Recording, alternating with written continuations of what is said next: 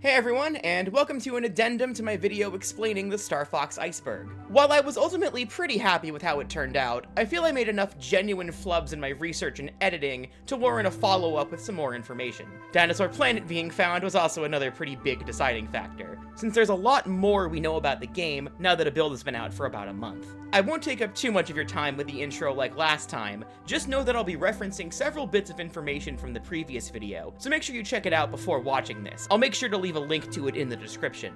Alrighty, that's all the preamble, so let's get started. I originally just shrugged this point off, but after the person who suggested it be added to the Iceberg, takeout from China, elaborated on it in the comments of the previous video, I realized there was actually a pretty sizable amount of information regarding the ancient aliens. While there is a decent amount of evidence present in the games themselves, such as ancient ruins on Titania and the temple on Venom, the Star Fox 64 strategy guide contains a lot more information regarding each of the planets in the Lilat system. The section for Katina implies that Andros obtained the plans for the sorcerer enemy from, quote, an ancient civilization that lives far beyond the Lilat system. Aquas originally had a civilization that lived above the ocean on a series of islands, and harvested the local sea life. However, they would soon draw the ire of Bakun, the level's boss in 64, who would gradually gain the ability to control aquatic life forms. It eventually ordered thousands of exploding starfish to attack the ice caps, resulting in them all melting and fully submerging the planet. Millions of years prior to the start of the game, Titania was overflowing with greenery and was home to an advanced agrarian civilization. They constructed temples in each of their villages, where they would present offerings to appease the Goron. However, after a meteor collided with the planet, only the Goros and some scattered temple ruins survived as remnants of what had been.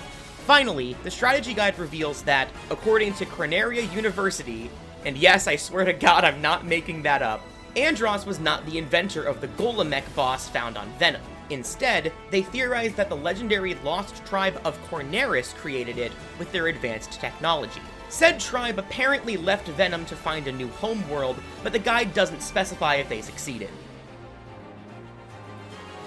In the prior video, I explained, rather sloppily, the infamous metal legs theory. However, I neglected to mention the fact that the theory has been debunked on several occasions by individuals involved with the series, like Shigeru Miyamoto and Dylan Cuthbert. They simply wanted the boots to look high-tech and never intended to imply the characters were amputees. I'll link an interview in the description if you're curious, but it's been debunked on several occasions over the years.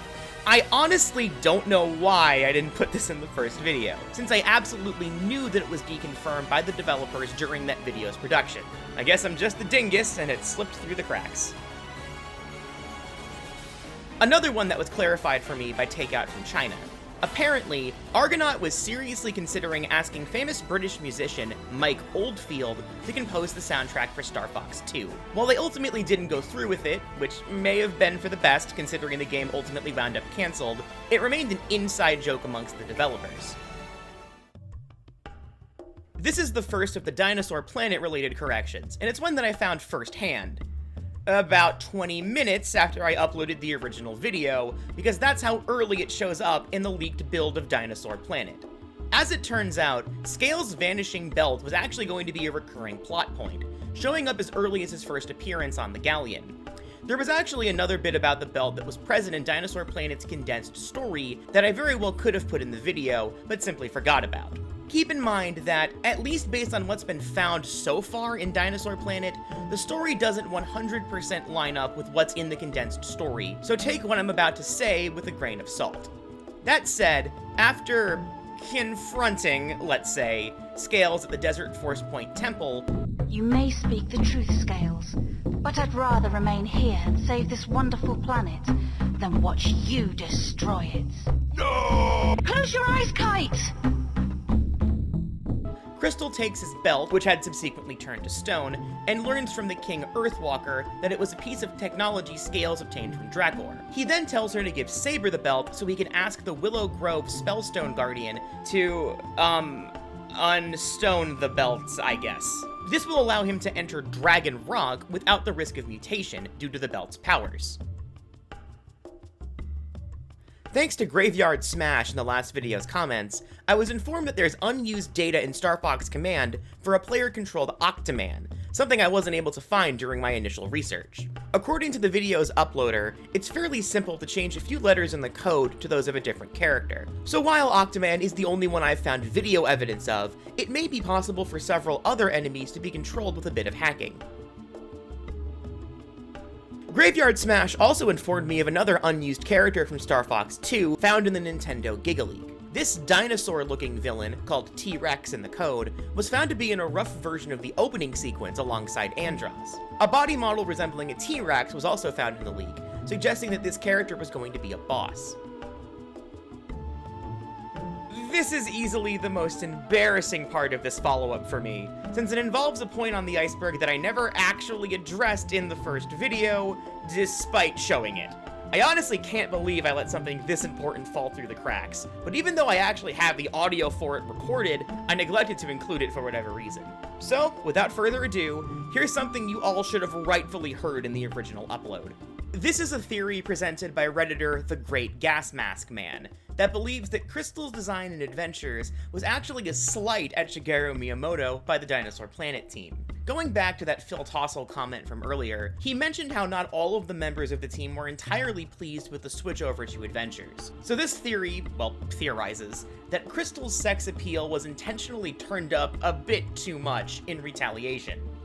Compared to her Dinosaur Planet design, her new Adventures design is certainly a lot more provocative. Whether this was done to amp up the age rating or showcase a point to Miyamoto is unknown, but we do know that it certainly didn't stop the game from releasing, and was very well responsible for the character gaining such a strong fanbase.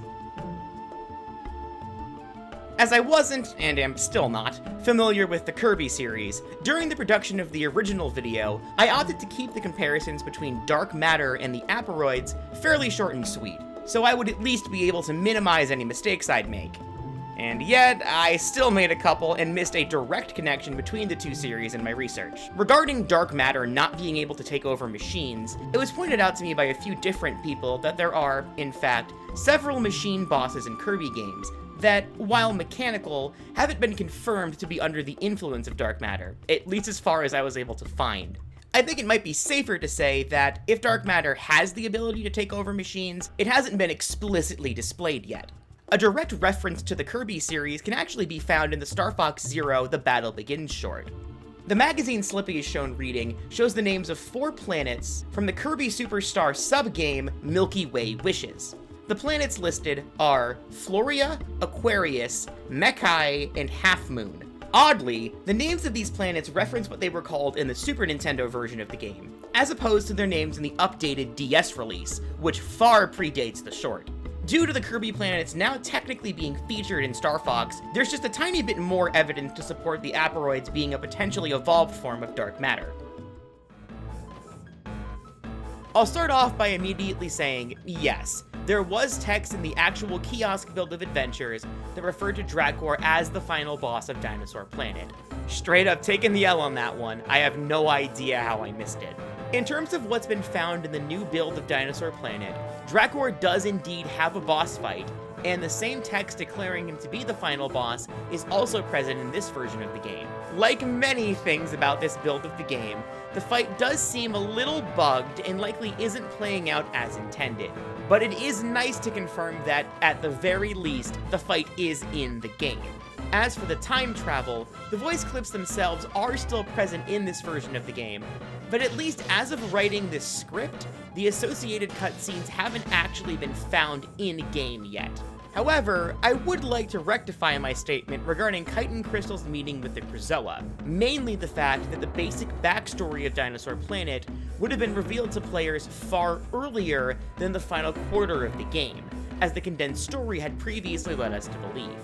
Between the condensed story of the game being written and this build of the game being created, it was decided to move the explanation of the Krazoa and Chimerians' battle, the destruction of the universe, and the birth of Dinosaur Planet to Crystal's first encounter with Randorn in Warlock Mountain at the very beginning of the game.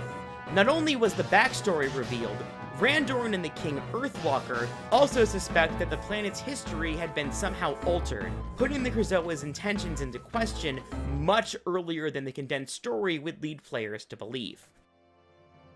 Okay, definitely not as much to talk about in the ending of this video as opposed to the last one. Thanks to Wrenchy247 once again for not only creating the iceberg, but also going over this video and giving feedback. He also helped out with some more of the Kirby lore, because again, I'm still not very familiar. Thanks to all the comments in the previous video that really helped me for helping me know what points I missed, elaborating on some stuff, and just giving general tips for how, tips on editing, tips on the research process, you know, as long as it's somewhat constructive criticism, any little bit really does help. So yeah, I definitely am going to be taking a break from Star Fox and Dinosaur Planet related content for my next video or so. I'm not entirely sure what that is, but I sure do hope you'll stick around for whatever I put out next. So thank you guys for watching, and have a good day.